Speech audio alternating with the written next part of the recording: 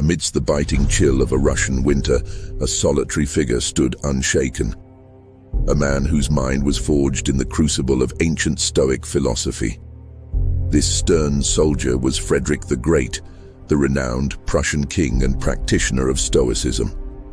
As enemy troops closed in, their bayonets glinting with the promise of death, Frederick's spirit remained resolute. For in the depths of the 7 Years' War, when his outnumbered forces teetered on annihilation, the Stoic principles of self-mastery and resilience had become his shield against despair. With Stoic equanimity, he embraced each challenge, knowing true victory lay not in conquest, but in the dominion over one's emotions. Little did the world realize that on that fateful day, an ancient Greek philosophy would etch its mark on history's annals. This is the enigmatic tale of Stoicism, a story of wisdom, fortitude, and the indomitable human spirit that has endured through the ages. Prepare to unravel the captivating origins of a way of life that has guided kings, soldiers, and philosophers alike.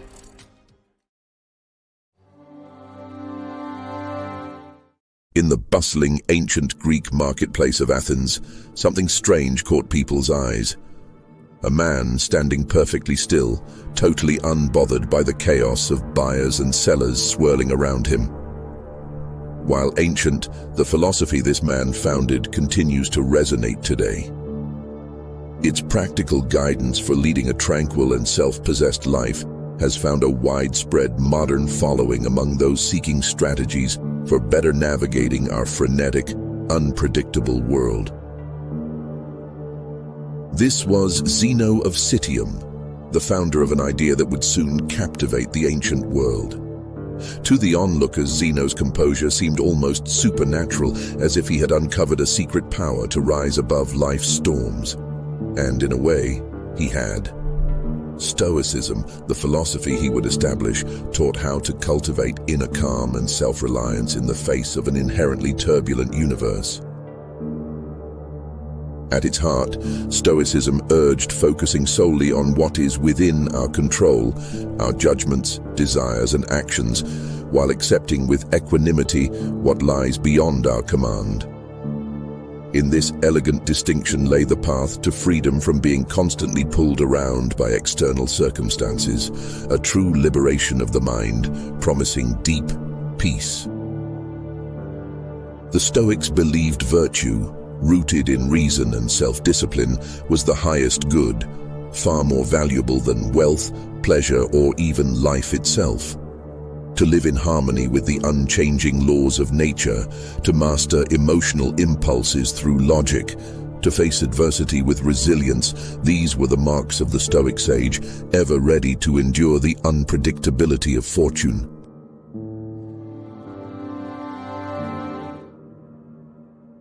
While first taking root in ancient Athens, the philosophy of Stoicism would go on to leave an indelible imprint across the centuries. Its profound significance resonated through the years, laying the groundwork for much of Western philosophy and contemplative traditions that followed. As Stoic thought spread throughout the ancient world, it found a receptive audience in the mighty Roman Empire. Here, its doctrines of conscientious virtue, reason, and overcoming circumstances beyond one's control became tenets embraced by the ruling elite. Celebrated Roman Stoics like Seneca, Epictetus, and Marcus Aurelius expounded on Stoic ethics through their influential writings and teachings. Stoicism's emphasis on universal reason, objectivity, and natural law proved instrumental in shaping concepts like natural rights theory and rationalism. Its championing of virtue as the highest ideal helped mold Judeo-Christian and Islamic moral ethics. Even as it waned in medieval times, Stoic principles persisted through cross-pollination with Neoplatonic, Christian, and Islamic thought. When the ancient texts were rediscovered during the Renaissance, a revitalized interest in Stoicism catalyzed its revival and influence on Enlightenment philosophy and the modern age. Its enduring historical impact manifested in myriad ways across religions, societal norms, ethics, and intellectual movements over the millennia. The origins of Stoicism can be traced back to the bustling cultural crucible of ancient Greece in the 3rd century BCE. It was here, amidst the brilliant thinkers and thriving discourse of Athenian society, that a Phoenician merchant named Zeno of Citium planted the philosophical seeds that would blossom into the Stoic tradition. As the story goes, Zeno had been shipwrecked off the coast of Greece and found himself drawn into the intellectual circles of Athens. Inspired by the moral teachings of the venerable Socrates, as well as influences from pre-Socratic thinkers like Heraclitus, Zeno began developing his own system of ethics and logic centered on life according to reason. Drawing from Socratic virtues of self-mastery and the supremacy of knowledge, as well as Heraclitean concepts of a universal law and divine reason pervading all things, Zeno synthesized a new philosophical way of life. He established his school, known as the Stoa Poikile, or painted porch, which gave Stoicism its name. Under Zeno's tutelage and that of his disciples like Cleanthes and Chrysippus, Stoicism took more defined shape.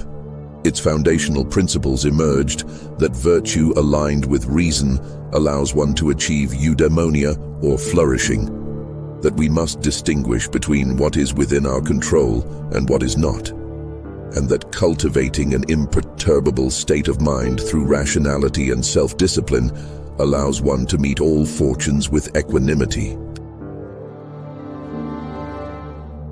At the heart of Stoic philosophy were several core principles and ethical guidelines aimed at helping one achieve eudaimonia, a state of flourishing tranquility by living in alignment with reason and the natural order.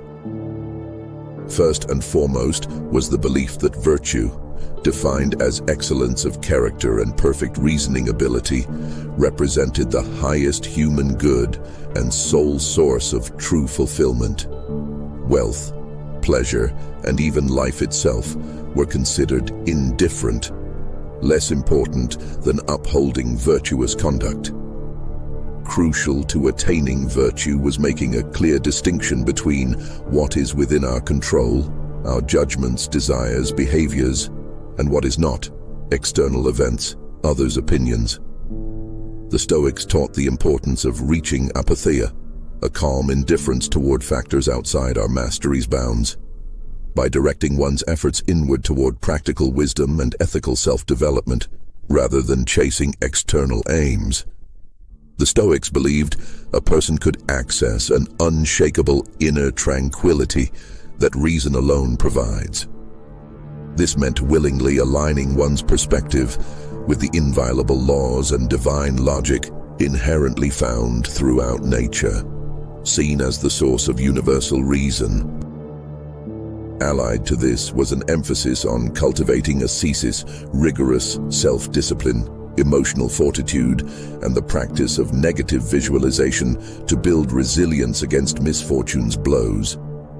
Through ascetic exercises, one strengthened their constancy and ability to endure life's inevitable difficulties with equanimity.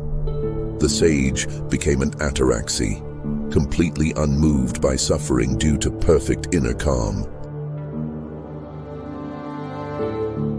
The core ideas of Stoicism were shaped and advanced by several hugely influential ancient Greek thinkers. At the forefront was Zeno of Citium himself, widely considered the founder of this philosophical tradition. A wealthy Phoenician merchant by trade, Zeno's life took an unexpected turn when he was shipwrecked off the coast of Greece around 301 BCE. This fortuitous incident is said to have precipitated his relocation to Athens and subsequent fascination with philosophy, especially the moral teachings of Socrates.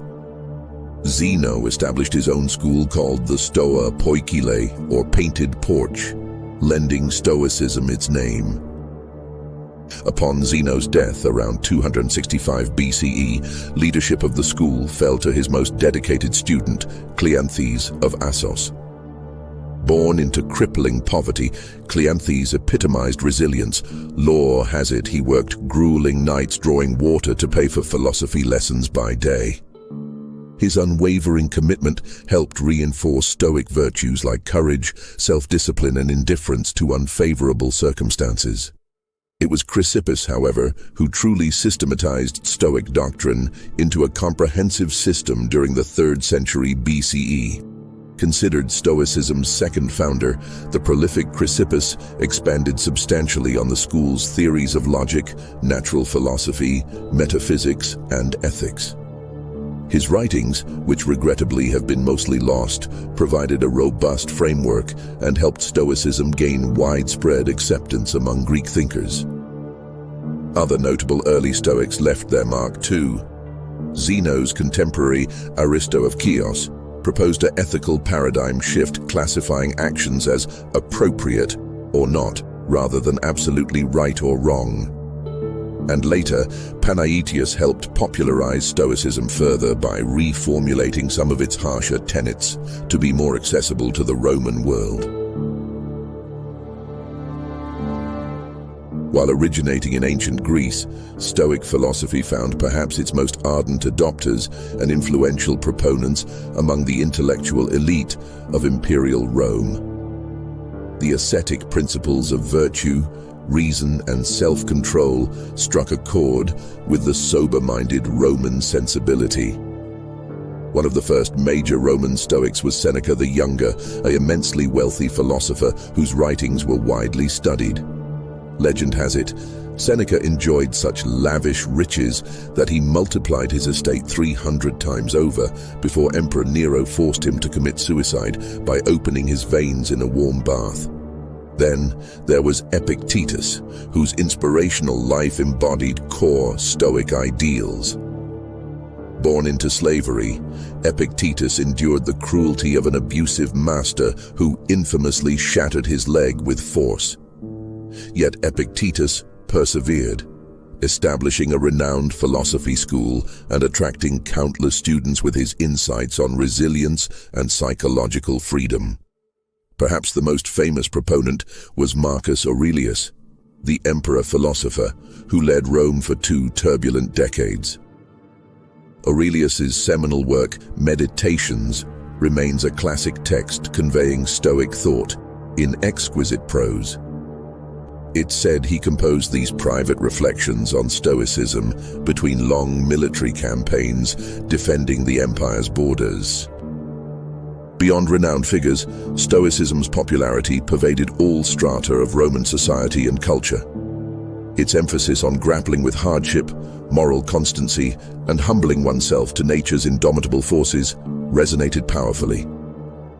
Gladiatorial games encapsulated Stoic acceptance of fate, while Rome's republican traditions upheld its virtues of duty and sacrifice for the greater good. For centuries, Stoicism remained a thriving philosophical force in the ancient world. But as the Roman Empire eventually fragmented and fell, this theory of cultivating inner resilience through reason gradually faded from prominence. In medieval Europe, where religious doctrine dominated intellectual thought, the pagan ideals of Stoicism struggled to find footing. Tales persist of overzealous monks burning caches of Stoic texts, considering their teachings blasphemous. By the Dark Ages, Stoicism had been largely eclipsed as a major philosophical movement. It wasn't until the Renaissance and the rediscovery of ancient Greek and Roman literature that Stoicism underwent a revival of popularity. Humanist scholars like Erasmus, Lipsius, and Montaigne found profound wisdom in its principles of cultivating inner virtue and tranquility. In 1519, Thomas More's Utopia envisioned an ideal society embracing proto-Stoic virtues. As rational inquiry flourished during the Enlightenment, Stoicism's enduring maxims resonated with major thinkers. The philosophy's emphasis on objectivity and natural law proved an influence on pioneers like René Descartes and Baruch Spinoza. Even America's founding fathers found common cause in Stoic ideals of civic virtue, duty, and overcoming adversity. In our frenetic modern era, many are turning to ancient Stoic practices to find calm amidst life's uncertainties. Popular books outline how Stoic principles can help reduce anxiety, improve decision-making, and develop resilience. From Silicon Valley to military ranks, its lessons on focusing solely on what's within our control are being applied as a powerful psychological framework. From the sands of ancient Athens to the cyberhubs of modern Silicon Valley, Stoicism has cast an extraordinarily long philosophical shadow across the centuries. This introspective school of thought has endured not just as an intellectual exercise, but as a comprehensive way of life, imparting profound equanimity. At its root, Stoicism's clarion call is one of rational self-mastery, of cultivating the unshakable freedom that comes from differentiating between what we can control and what we cannot. Its timeless principles of living virtuously and focusing solely on what lies within our volition have spoken to generations of seekers yearning for an antidote to life's turbulence. From the hallowed halls of imperial Rome to the cloistered monasteries of medieval Europe, Stoicism's enduring flame refused to be extinguished completely, despite epochs of obscurity. Its revival during the Renaissance and Enlightenment eras proved its universal ideals retain an inextinguishable allure to the human spirit. Today, one need only open a smartphone to find Stoicism's practical wisdom being avidly shared through social media and digital communities. Lovers of philosophy mix with tech entrepreneurs and psychologists, all united in applying Stoic strategies for reducing anxiety, improving resiliency, and reclaiming an inner locus of control. So as we navigate our frenetic, perpetually disrupted modern landscape, the ethos of Zeno's ancient philosophy continues to beckon as a steadying force, an evolving spiritual exercise in tempering our fears, desires, and delusions through reasoned living.